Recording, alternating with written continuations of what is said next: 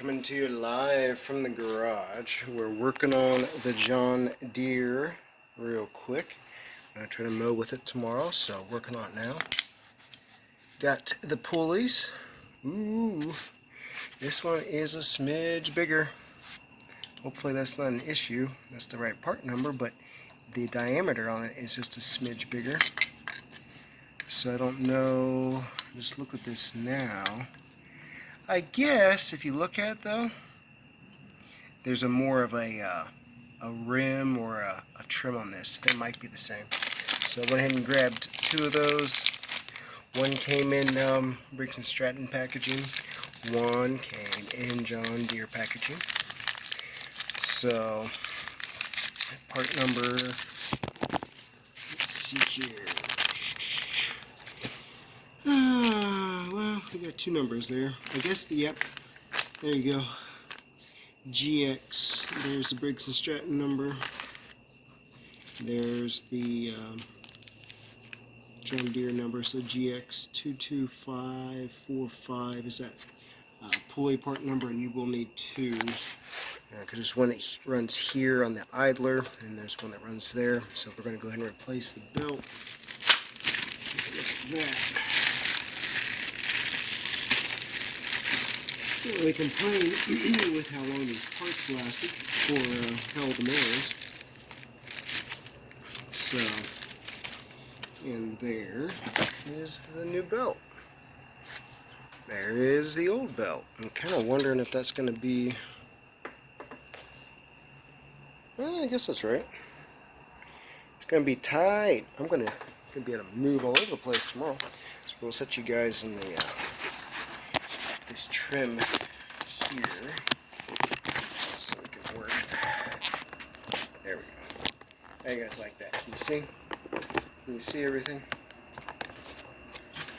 Let's see. I'm in the way of the light. Alright, so we'll work on this right here first. Looks like it's 14, 15. Let's see if we get the right socket for that. Yeah. 14. Okay. Good guess. I'm surprised. I really am. Let's see, we got the wrench collection.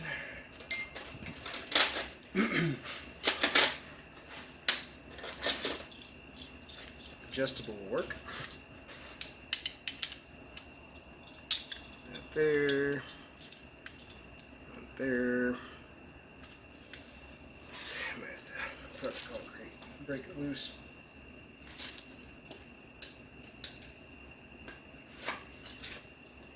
Emphasis on breaking it loose, apparently.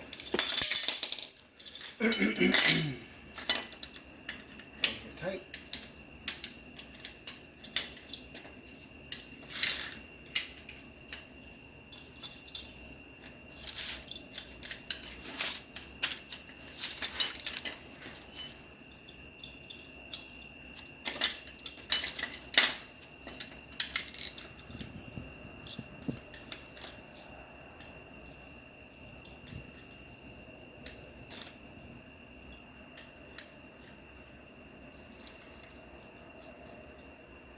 Oh wow, it's really on here.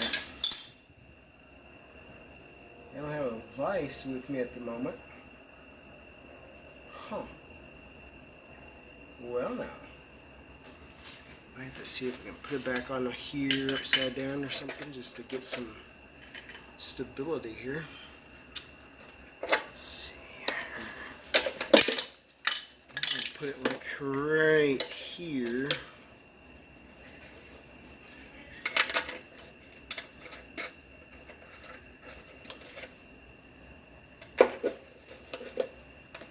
Put it all back together here so it gets some leverage on it, hopefully not bust a hand.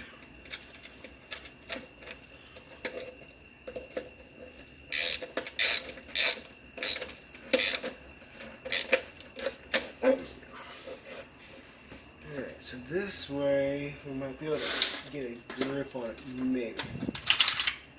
Let's see.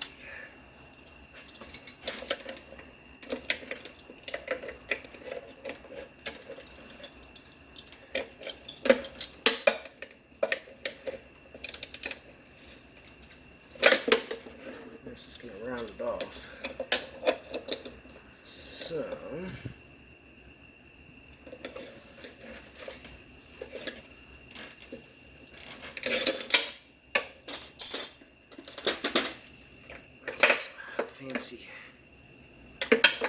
fancy thoughts here. Here we go.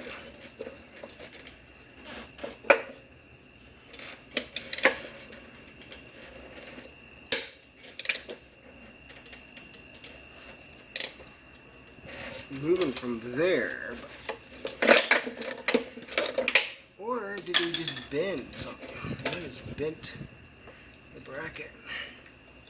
That sucker is on there. Okay, well, let's see here. It's just the awkwardness of the position.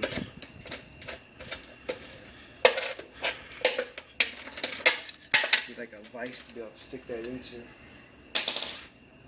Alright. You do have vice grips.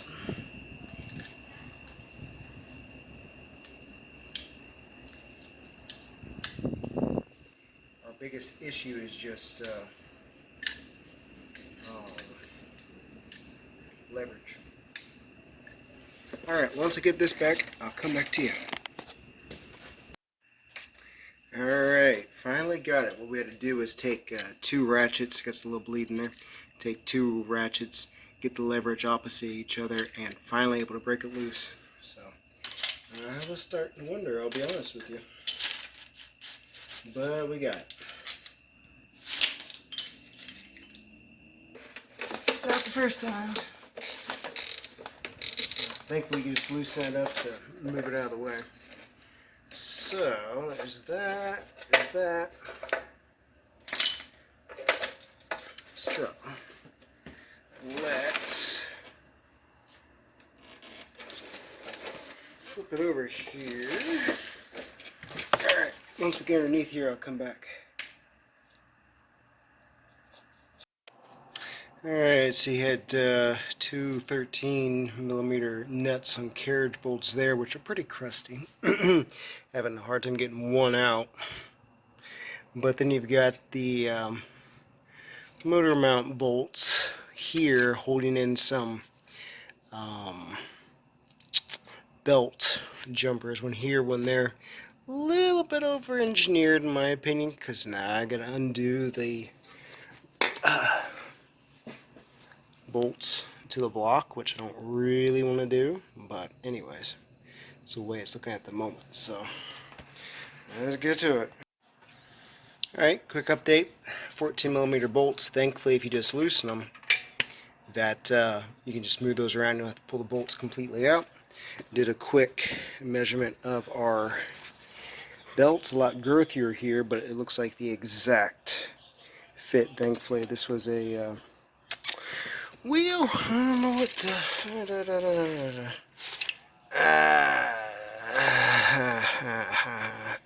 alright, looks like it's the GX22269 traction belt. So, right there. Anyways, that's what that was. Alrighty, well, I got to the point now where I don't remember how those parts go back in, so we're going to go check out a YouTube video and see how those go back in, and get right back with you on that. Alrighty, watched one video and realized what I did. This is all supposed to go upside down. Duh. So, let me get to work on putting that correctly, and we'll go from there. Alright, so we finally got the mower back together. I actually just had to call it quits last night and go to bed. I couldn't figure it out. Model number, mower number. So, it's really not that hard. I just could not remember how the belt routed. It's not that difficult, but even the John Deere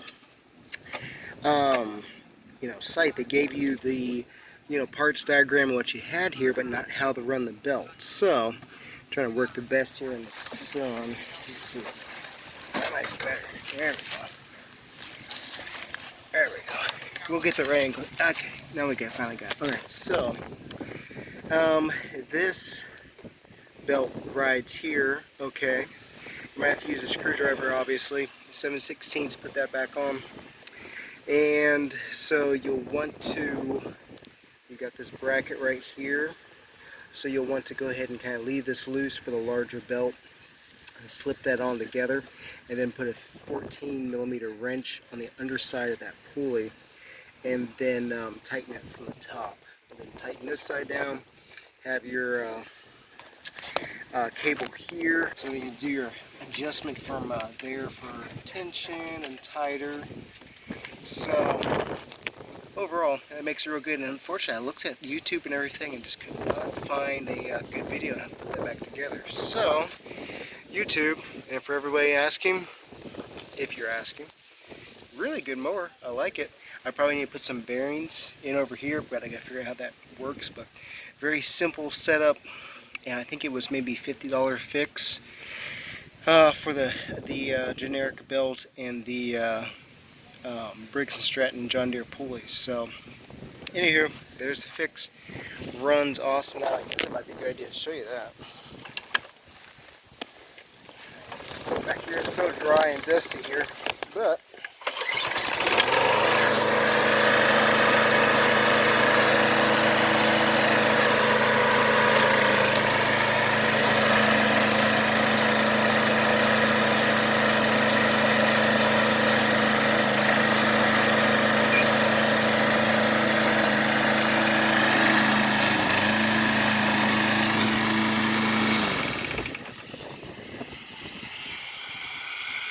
I don't know what that sound is. Oh, that's something else. I'm like, oh, my mower's coming apart. Alright, so there you go. Belt, idler pulley fix, John Deere GS20.